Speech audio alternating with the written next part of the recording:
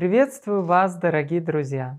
В этом видео мы поговорим о том, как понять, что на вашем доме есть порча, что в вашем доме есть какой-то негатив, который может забирать вашу удачу, здоровье и любовь. На то есть несколько признаков. Меня зовут Валерий Шатилович, я ясновидящий и парапсихолог. Я работаю с людьми, поэтому видел несколько случаев, когда действительно в доме был негатив. И сейчас я расскажу вам о том, как же понять, что на вашем доме есть порча. Самый первый признак. Когда вы покупаете дом или когда вы входите в этот дом, там он вам попал через наследство, как он к вам пришел. Если в этом доме вянут растения, те, которые в вазонах стоят, или же те, которые, если это частный дом, если вы видите, что там болеют деревья, болеют кусты, это самый первый признак того, что в этом доме есть негативная энергия. Потому что растения, они как губка впитывают энергию из окружающей среды.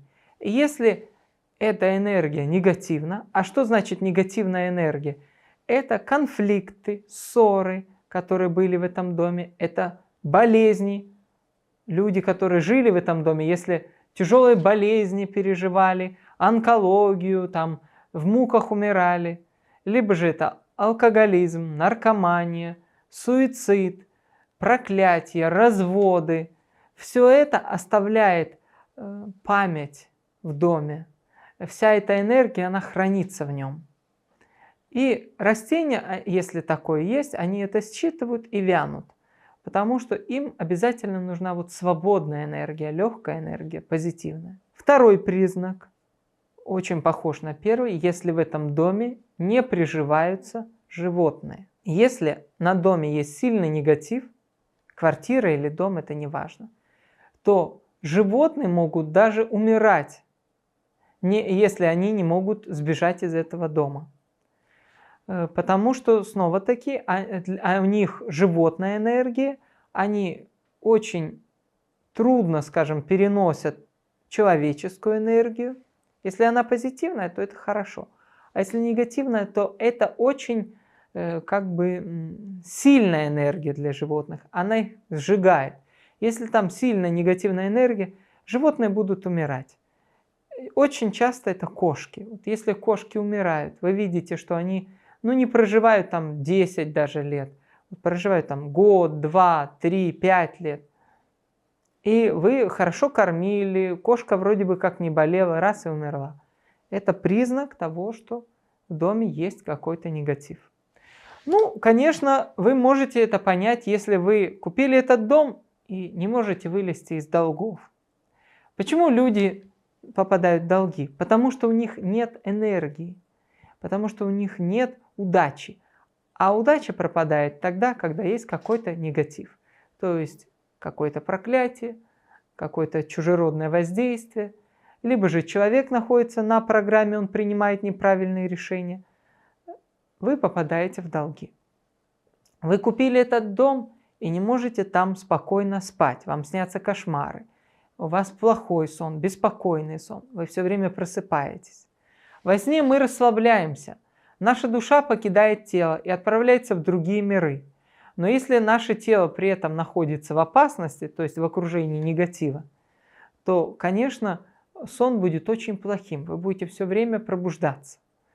И видеть кошмары. Также наличие насекомых, тараканов, разных жуков, пауков, таких вот этих сороконожек и разная всякая тварь, если ее очень много и вы не можете от нее избавиться, это тоже признак того, что в этом доме есть негатив. Дом этот все время будет ломаться.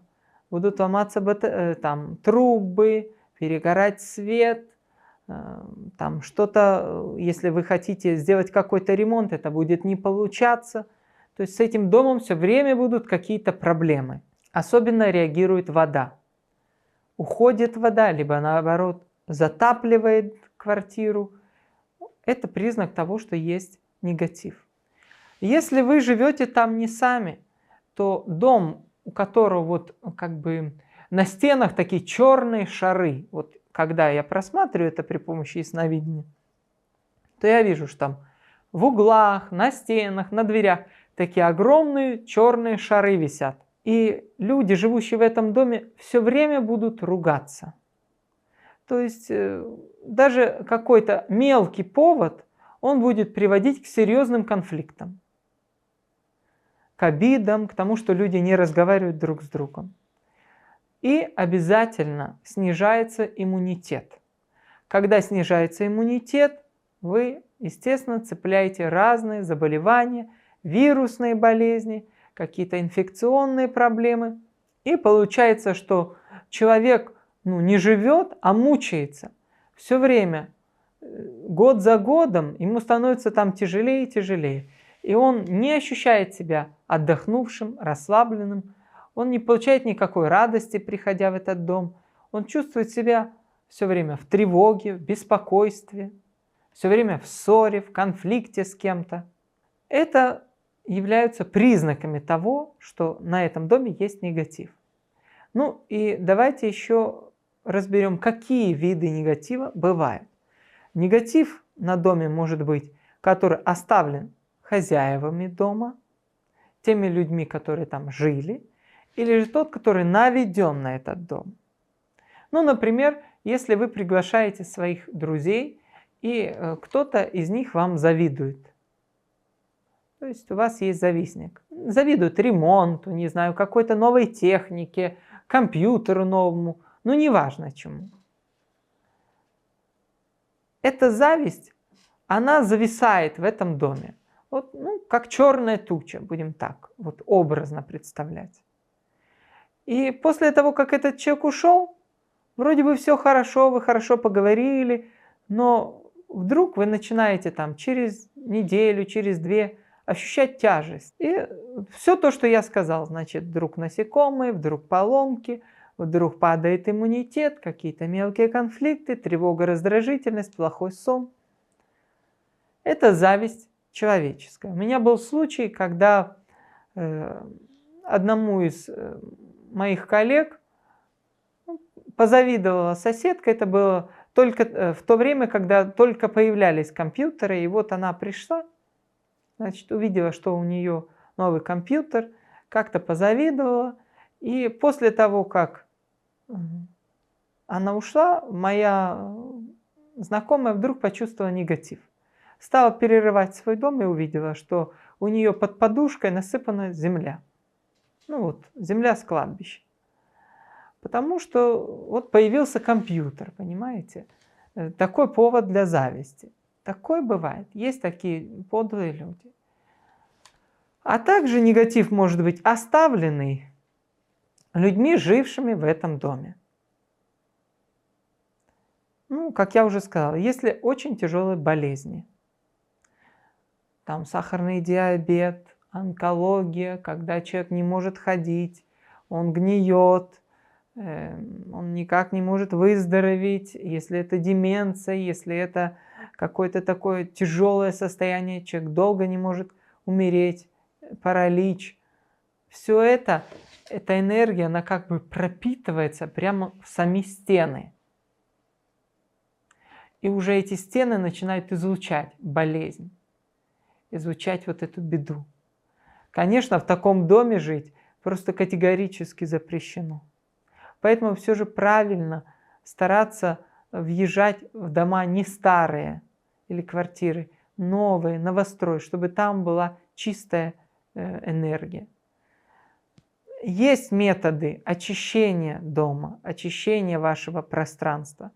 Это можно позвать и священника, который читает молитвы. Это можно позвать и экстрасенса, который очистит дом. То есть мы это делаем огнем, мы это делаем энергетическими лучами. Разные методы в зависимости от того, что происходит в этом доме, что там происходило. Но все же есть такие случаи, когда до конца убрать этот негатив не представляется возможным. Поэтому перед тем, как покупать квартиру или дом, пожалуйста, узнайте историю этого жилища, историю того, что там происходило. 50 лет, 100 лет назад, кто там жил. Очень большой негатив также я встречался с такими квартирами, там, где была когда-то полиция, там, где заседала какая-то СБУ, там какие-то вот правоохранительные органы. Тоже они оставляют за собой очень сильный негатив. Естественно, нельзя жить там, где была больница, там, где рядом кладбище, там, где была тюрьма, даже рядом с этим домом. Нельзя там селиться. Ну, подписывайтесь на мой канал, чтобы не пропустить остальные видео. И я обязательно расскажу еще способы, которым можно очистить свой дом. До новых встреч на моем канале. Всех вам благ.